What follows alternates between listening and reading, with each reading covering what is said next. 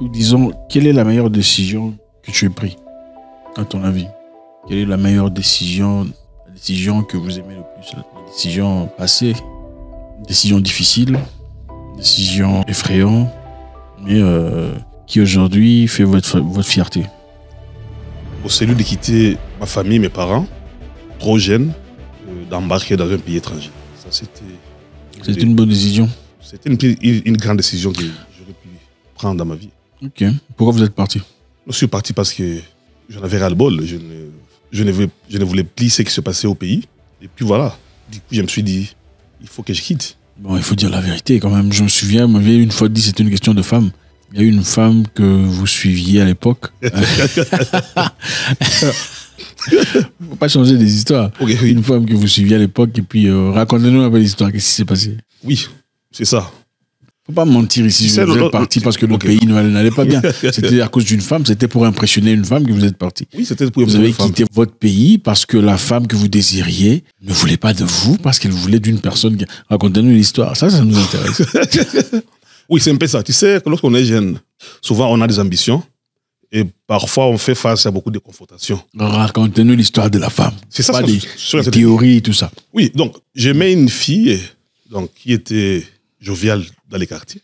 Ok. Elle était tombée amoureuse. Et comme moi, j'étais dépourvu des moyens, donc j'avais beaucoup d'adversaires. D'adversaires musclés. C'est à l'époque là, avoir une voiture n'était pas facile.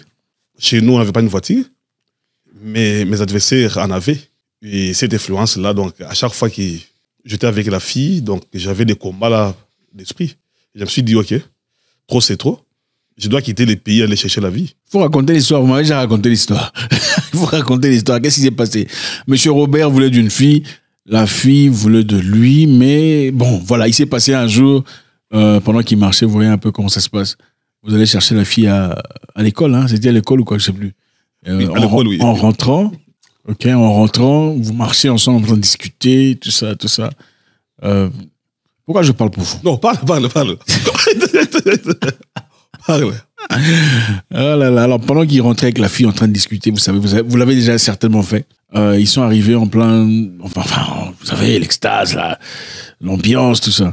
Il a acheté des trucs à manger à la fille. Hein, pendant qu'il rentrait à la maison, il accompagnait la fille. Et soudain, une voiture est venue, la voiture a parqué juste devant eux. Et on a ouvert la portière. On a ouvert la portière sans rien dire. La fille est partie directement, elle est entrée, elle a fermé la portière. On l'a laissé derrière. C'est là qu'il s'est révolté. Ils disent, je n'en peux plus. Il faut dire la vérité aux gens. Et c'est là qu'il a fouillé, il a dit, il va rentrer pour prouver. Pour me venger, oui. C'était de la vengeance. Mais heureusement pour moi. Il ne faut pas nous parler des politiques, le pays. Il ne faut pas mentir. Oui, heureusement pour moi, parce que ça m'a aidé, ça m'a façonné de bosser, dire. Et aujourd'hui, je sais que je suis. La fille est déjà mariée. C'est un peu ça, mais. Oh, malheureusement. Oui, elle est déjà mariée. Mais elle s'est jamais excusée. Non, jamais. Vous ne l'avez pas fait regretter alors? Non. Mais quand j'allais au pays, on se voyait, on causait. Donc j'ai pardonné. Mais c'était aussi une façon de me façonner pour que je puisse devenir un homme. Donc finalement, c'était une bonne décision de partir. Oui, c'était une bonne décision parce que je me disais que non. Je suis abusé peut-être parce que je suis dépourvu des moyens. Certaines femmes sont bizarres, excusez-moi, je ne peux pas passer comme ça. Je ne peux pas passer à autre chose directement. Hein? Tu prends la femme, tu vas la chercher, tu lui achètes des trucs à manger, vous marchez, vous déplacez, et puis la voiture vient freiner, elle entre, elle se barre. Allez-y. Oui. Donc c'est ça. Et puis, du coup, j'ai décidé de quitter le pays. Je suis allé. Et c'était une grande décision de ma vie. De prendre telle décision parce que j'étais trop jeune. Pourquoi ça a été une grande décision? Il y a eu des challenges qui ont été des challenges. Oui, c'est des challenges. Parce qu'aller dans une terre inconnue, c'est pas facile. Mais il faut dire qu'il y a eu un trauma. Vous êtes vraiment blessé parce que partir, quitter sa famille, sa zone de confort, ses frères et sœurs pour aller ailleurs, principalement parce qu'on a été, pas rejeté. Mais j'ai été rejeté par une femme. Parce que vous pouvez dire que c'est rejeté. C'est une femme que j'avais trop aimée. Elle ne vous a pas rejeté, mais elle vous a montré que vous n'étiez pas à la hauteur sur le plan financier. Pas à la hauteur. Voilà pourquoi les gars, il faut se battre, il faut avoir de l'argent. L'argent nécessaire. L'argent nécessaire. Moi, je ne partage pas d'idée de gens qui disent que l'argent ne fait pas le bonheur. Donc les femmes aiment l'argent? Oui, les femmes aiment l'argent. L'argent ne fait pas le bonheur, mais je n'ai jamais vu quelqu'un devenir malheureux à cause de l'argent. Ok, c'est intéressant. Mais donc on peut dire que les femmes aiment les gens pour l'argent aussi? Non, les femmes aiment de l'argent. Je suis victime de cela, L'amour indépendant. J'ai été victime de cela. C'est un mythe alors. Oui. Aimer quelqu'un pour son bon cœur, tout ça, c'est du n'importe quoi, du moment qu'il n'y a pas d'argent. C'est un peu ça. Donc une personne peut être vilaine, méchante, mais du moment moment qu'il a de l'argent, ça passe. Ça passe. L'argent passe. Ouais, pour une fois, on est d'accord. Oui. L'argent passe. Ok. Et les challenges de la vie? Les challenges, ce n'était pas facile. Tu sais, dans un pays étranger, vous êtes parti rencontrer quelqu'un ou vous êtes juste parti comme ça? Non, je suis parti comme ça. Sans destination précise, mais vous êtes quand même parti dans un pays étranger. Dans un pays étranger. Sans destination précise. Sans savoir que vous partiez chez quelqu'un, non. Ou un ami, un pote, tout ça. Non, je croyais aller chez quelqu'un, mais arrivé au pays, dans ce pays-là, oui. J'ai appelé les messieurs. C'était dans une ville. Et là, je pouvais prendre 800 km pour arriver là où j'allais. Et puis, soudain, le téléphone était éteint. Vous avez quitté une ville pour une autre ville à 800 km de la ville précédente. Voilà. Dans un pays étranger. Voilà. Et arrivé dans cette ville à destination, la personne que vous êtes parti chercher ne répondait plus au téléphone. Il m'a dit, lorsque tu arrives, appelle-moi. Donc, je suis arrivé. Et puis, le téléphone était éteint. Et heureusement pour moi, on était à deux avec un ami qui est aujourd'hui en Angleterre, à Londres. Il me dira que non. Comme le monsieur qui devait t'accueillir, son appareil est injoignable, il y a mon frère qui viendra me prendre. Allons-y d'abord là où mon frère habite. Et puis, en attendant, on va voir si le monsieur va répondre. C'est quand même bizarre, ces genres d'histoires arrivent très souvent. J'ai entendu beaucoup d'histoires comme ça, où vous allez dans un pays étranger, puis la personne qui t'encourageait à venir, soudain éteint le téléphone. Et heureusement, pour moi, quand on est arrivé, c'était vers 6h du matin, pendant l'hiver. Hein. Il n'y a que les Africains qui font ça ou quoi? Oui. Hein? Vous êtes d'accord? Les Africains, oui, c'est eux qui font ça. Ce sont les Africains qui font ça. Et parce que le monsieur, c'est un grand frère du quartier. Le monsieur que vous avez accueilli? Oui. Non, okay. Le monsieur qui devait m'accueillir. Ok. C'est un grand frère du quartier.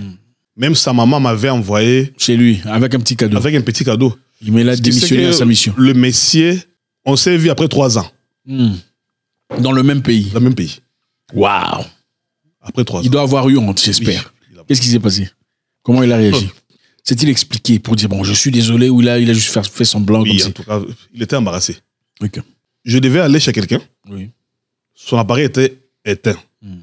L'autre ami avec qui aujourd'hui est en Angleterre, il me dira, comme on a fait chemin ensemble, je ne te laisse pas.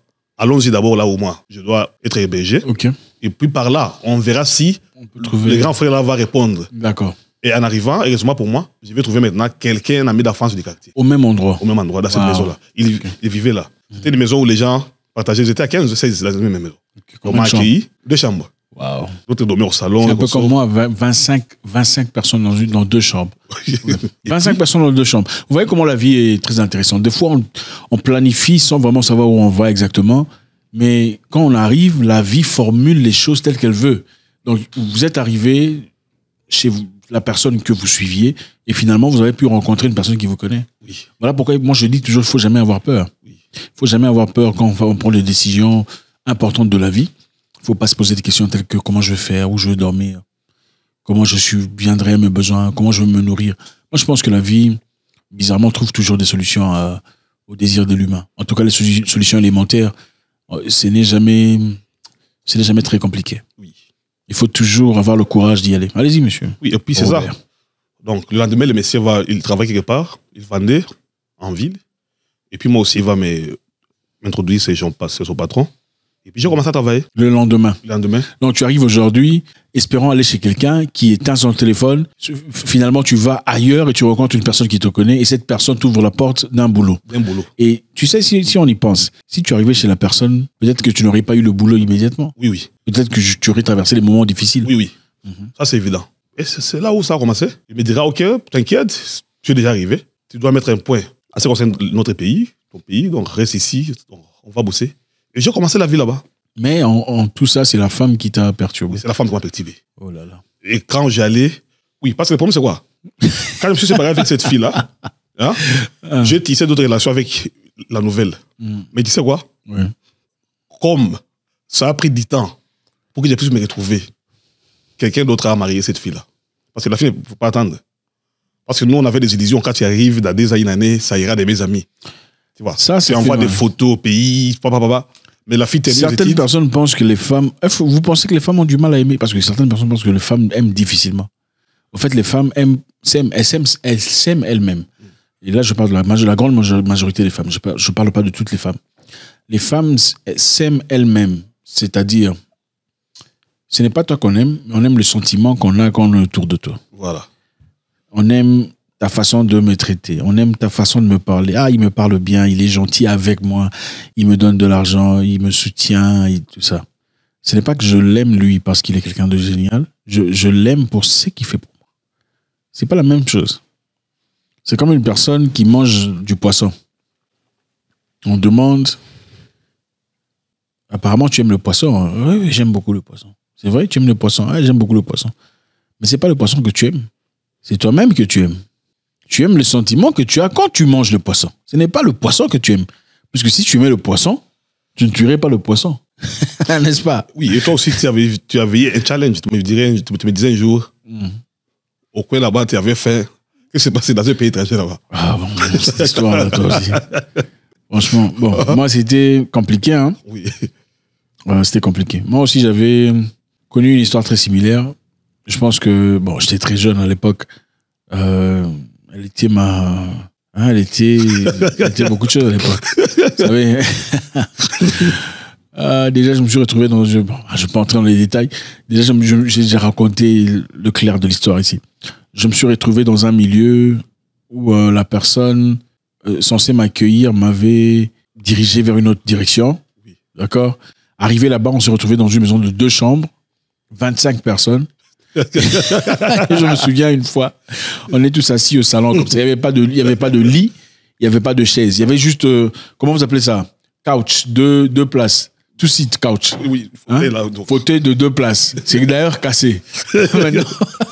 Maintenant, quand il fallait manger, on mangeait quoi? On mangeait du foufou et du poulet bouilli. Le poulet était seulement bouilli. Hein? Le poulet bouilli avec du sel, sans tomate, rien. Maintenant, assis en cercle, il n'y avait pas de table. On mange le foufou très chaud. Après avoir fini de manger, ils allument leur ganja, leur chanvre. Ils commencent à fumer. Passe à la prochaine personne. Oh, c'est du bon. Passe à la prochaine personne. Quand on me donne à moi je dis non merci. Il se lève tout seul. Stupide idiot, c'est qui cet imbécile qui sors 25 personnes. Ensuite, ils se mettent là, ils commencent à discuter. Des sujets sur le genre, comment on fait pour décoller un avion? Comment est-ce que l'avion fait pour décoller? Hein? On est déjà ivre avec... Comment l'avion fait pour décoller? Non, tu sais, l'avion pour décoller, ça fait ça. Il faut d'abord que l'aile... Mais aucun parmi eux n'avait pris l'avion. Ils sont tous venus par truc.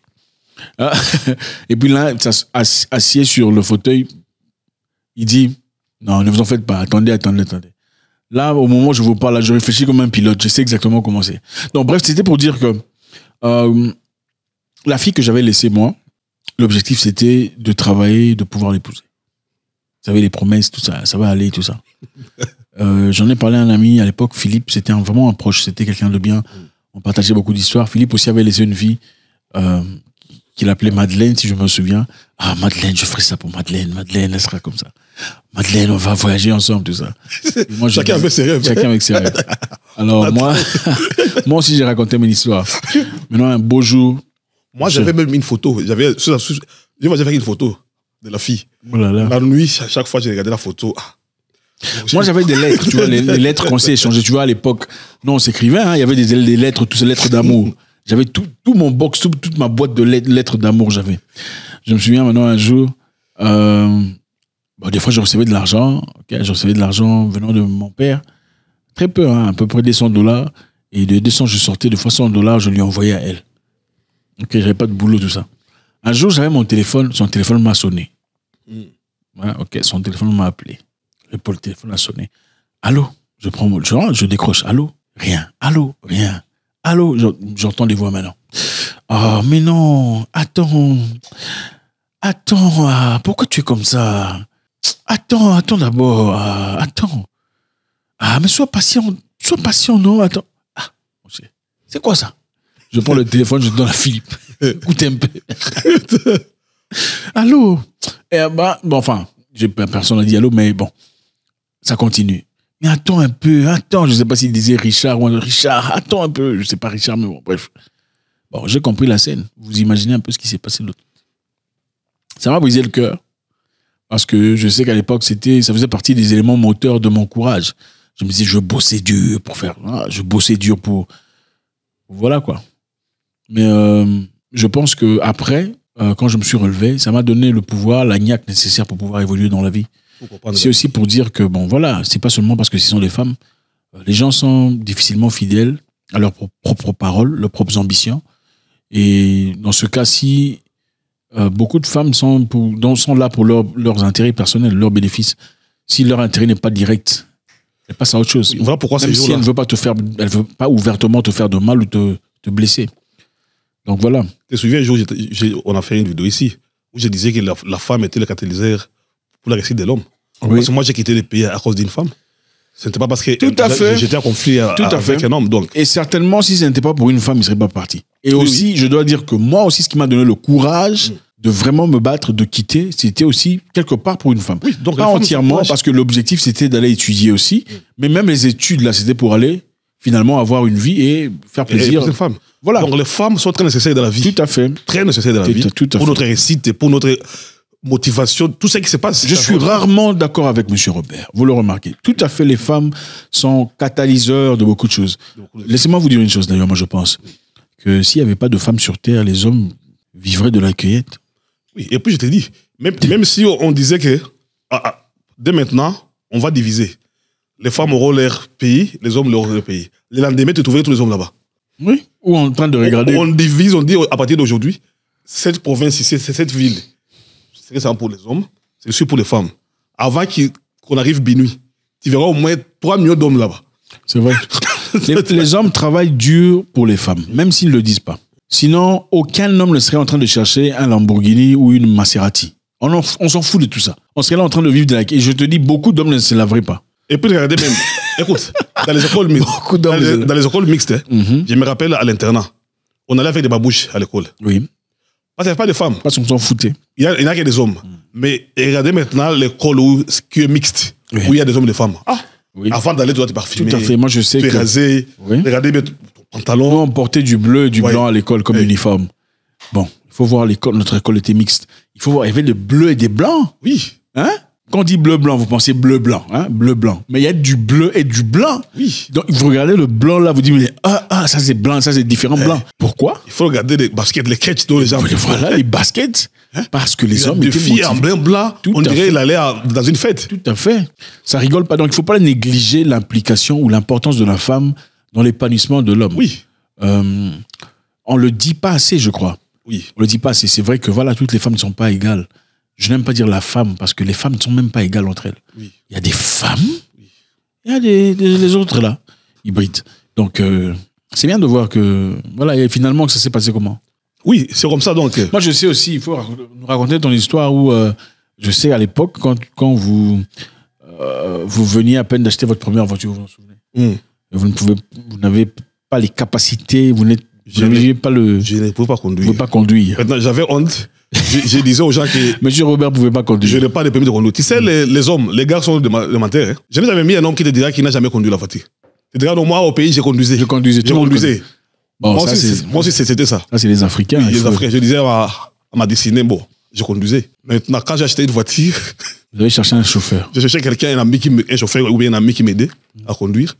Et ma petite amie va me dire, mais comment toi, tu ne conduis pas? Oh, je n'ai pas encore de permis. Elle va faire les sommets que je puisse obtenir un permis de conduire. Elle me dira, à partir d'aujourd'hui, si on te conduit, tu ne me verrais plus jamais dans cette voiture. Et puis, ça m'a suscité. Ça vous a révolté. D'apprendre, et puis voilà. Non, je ne monterai plus dans ta voiture si tu ne conduis pas. Oui. Tu dois conduire, tu es un homme. Comment on va te conduire? Ceux qui conduisent, qu'est-ce qu'ils ont fait comme la magie? Et ça m'a beaucoup aidé. Donc, c'était la motivation d'une femme. Elle m'avait façonné. Donc, les femmes nous encouragent. Rien ça la femme. Certaines femmes. Oui, certaines femmes, oui. Certaines femmes. Rien ça la femme. Mais maintenant, qu'est-ce que vous pensez? Mais comment ça s'est passé après? La vie. Non, avec cette femme qui vous a encouragé. Elle vous a quitté ou quoi? Non, on s'est séparés. Elle m'avait quitté. Mais je peux assumer. Vous êtes souvent, les hommes ont tendance à ne pas accepter les retours aussi. Mais moi, c'était moi l'auteur de notre séparation. Ah bon? Et je regrette ça parce que je me comporte. Tu sais, dans la vie, il faut... Vous voyez quelqu'un qui admet, hein, ça c'est très rare. L'argent... Excusez-moi de le dire, c'est très rare. L'argent, c'est le pouvoir. Hein. L'argent change. Ok. Quand je n'avais rien, je me comportais bien. Mais lorsque j'ai commencé à avoir des financements, beaucoup d'histoires, donc, me zier Vous voyez?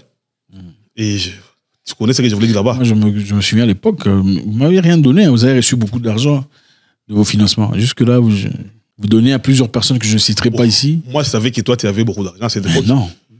Vous saviez que j'avais beaucoup d'argent. C'est-à-dire quoi? Tu avais beaucoup d'argent. C'est quoi beaucoup d'argent? Je me souviens, à cette époque-là, le gouvernement d'un pays disait qu'il doit représenter leur pays au Panama. Quand on disait que l'Afrique a créé un Mike Tyson, on se référait à toi. Et tu connais le contrat que tu avais signé ce jour-là. Graceland. Mais qu'est-ce que ça a à voir? Non. Signer un contrat et ne recevoir rien d'un proche. Qu'est-ce que ça a à voir? Donc vous ne donnez qu'aux gens qui n'ont pas. Non, tu sais quoi? Hein, donc il faut être pauvre pour avoir un petit fantal de... Non, tu sais que j'ai changé la mentalité. Avant, je croyais que... Vous avez reçu de l'argent au financement, et soyons honnêtes, je vous ai aidé à rédiger ce projet. Non, il faut parier. Oui, vous pariez ici comme un saint. Je vous ai aidé à rédiger ce projet, et je n'ai eu nada. Et toutes ces personnes-là autour, vous avez donné. Oui, ça, en tout cas. Bon. Et la fille là aussi, vous avez donné. Ok, j'ai fait amende honorable. Vous avez tout fait pour l'envoyer en Angleterre. Vous ne vouliez pas m'offrir cette opportunité de voyager, mon cher ami? On va faire un petit tour en Angleterre. Parfois, nous faisons des choix. Et le malheur, parfois, nous arrive parce que nous-mêmes, nous sommes l'auteur de nos malheurs. Voilà pourquoi quelqu'un disait, pour connaître quelqu'un, il faut lui donner le pouvoir. Le pouvoir change. C'est-à-dire, dans ce cas? Non, le pouvoir change, c'est-à-dire, l'argent peut te pousser à ne plus écouter. Parce que ce qui s'est passé, c'était quoi? J'étais devenu obstiné. La fille me conseillait, écoute, on va épargner, on doit faire ça. Mais moi, je disais, c'est mon argent. Ok. Tu n'as rien à me donner comme conseil. C'est mon argent. Et la fille aussi, bon, comment tu peux être avec un homme qui est aussi trop autoritaire, qui ne veut pas planifier le futur? On doit faire ça, on doit faire ça. Mais moi, j'ai refusé. Et soudain, ça m'a coûté. Quand bien même qu'elle aussi, elle était fautive dans beaucoup de choses. Mais je peux dire, franchement, j'étais aussi l'auteur. Et d'autres choses, j'épargne ici. Autant, je pense que vous avez raison d'avouer vos fautes. Je suis devenu courir des jupons, j'allais passer par là. Je dois l'avouer. Bon, là, je commence à m'inquiéter parce que je me demande si c'est un appel à la réconciliation après une décennie de séparation. Bon, bref, je sais pas trop. Je suis désolé, mais c'est vrai, vous n'êtes pas parfait. Vous avez fait beaucoup d'erreurs. Laisse-moi te dire une chose. Beaucoup déjà aujourd'hui sont mentalement avec leur ex. Y compris vous. Oui, moi je t'ai dit. Parce que le problème c'est quoi? Il y a des gens qu'on ne remplace pas dans la vie. Monsieur Robert est en train de souffrir. Écoute, il y a des gens qu'on ne remplace pas dans la vie. Oh là tu peux te dire que non. Monsieur Robert est en train de faire une déclaration en direct. Écoute, quand une télévision était cassée, on l'a remplacée. Mais aujourd'hui, on ne remplace plus. On dit, ok, je me suis comporté, je dois changer cette fille à une autre. Mais bizarrement, tu vas changer, mais tu ne trouveras pas authentiquement celle-là. Voilà pourquoi tu verras beaucoup de gens. Ils sont en couple, mais leur pensée se passe toujours à leur ex. Parce qu'il y a des gens qu'on ne remplace pas dans la vie. Monsieur Robert est en train de gaffer, là. Moi, je t'ai dit. Monsieur Robert. Moi, je ne cesse pas à penser à mon ex et je pense toujours. Je dois l'avouer. Ok. Vous pensez qu'elle pense à vous? Je ne sais pas. Vous savez combien Non, ça peut arriver, ça peut arriver. Vous savez avec combien d'hommes elle a été après vous? C'est vice-versa. Vous savez combien elles s'en foutent de vous? Je m'en fous d'avoir combien d'hommes elle a eu. Vous savez comment elle va se moquer de vous en regardant cette vidéo? Je m'en fous, mais j'exprime mes sentiments. Vous vous rendez compte à quel point vous êtes en train de vous ridiculiser? Non, jamais. Je ne crois pas. C'est bien si ce que vous dites là fonctionne, n'est-ce pas? Mais si ça fonctionne pas, ça vient au fond de mon cœur. Elle sera en train de se marrer, de rire. Pauvre gars, je l'ai laissé tomber, je l'ai abandonné. Non, écoute, la plus grave vengeance de la vie, c'est la réussite. Je réussis. Je me suis bâti. Je suis un homme aujourd'hui, bien établi. Mais comment on peut parler de vengeance si vous parlez de pardon? Non, la vengeance, c'est Est-ce qu'on demande pardon à quelqu'un auprès de qui on veut se venger? Écoute, il ne faut jamais te venger. Si une fille, surtout au gars, comme l'expérience que je t'ai dit, autrefois la fille m'avait abandonné parce que je n'en avais rien. La vengeance que je devais faire, c'est de gagner la vie. Oui, mais d'accord, mais dans ce cas... Mais si je revenais mes réduits... Dans ce cas, si ça n'a absolument rien à voir, vous êtes en train de vous excuser à la télévision, sur Internet, auprès d'une personne qui vous a clairement balancé par des supports. Elle aurait pu vous défendre. Je suis obligé d'apporter un contexte là-dessus, je suis désolé. Oui.